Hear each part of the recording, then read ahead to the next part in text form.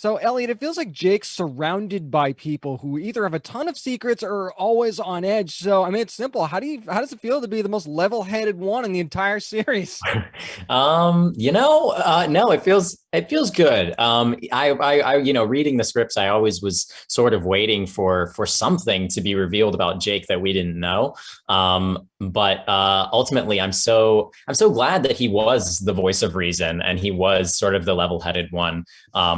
He is such a sweet guy, and he's so based in trying to help his family and trying to help his mother, and yeah, he's doing the best he can. So yeah. That actually leads me into my next question because he tries to be the good son, but it's really not not an easy task to say the least with his mother. So, Yeah. what do you think he sees when he looks at her? I think he sees grief primarily. I think he sees just complete and utter grief and loss, and I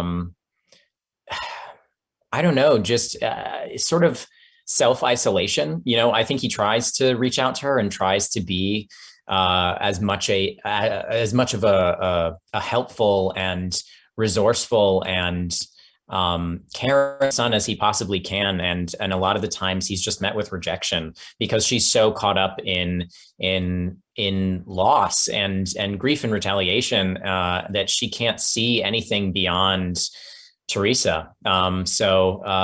It's hard. It's hard for him to really get what he needs from his mom and try and help his mom do what she needs to do. It's tough.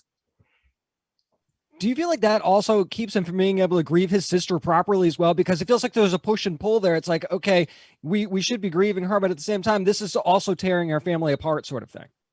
Yeah. I think in the moments that we don't see of Jake, I think he is trying his best to grieve the loss of his sister. I think, there is definitely sort of a push pull between his mother and his father. Clearly his father has decided that Teresa's never coming back. She's gone. She's gone forever. She's dead. But his mother is so invested that no, she's alive and we need to find her. And so I think, being the son and watching that sort of disagreement, it's difficult to find a middle ground. I think oftentimes Jake is playing sort of the middleman or the mediator, trying to help both of them find a space where they can coexist and be happy again as a family.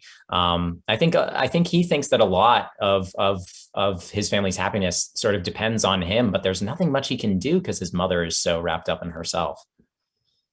So when Jake meets John for the first time, it's definitely an awkward moment in the show. So no spoilers, of course, but tell us about that meeting a little bit and what was going through Jake's mind in that meeting.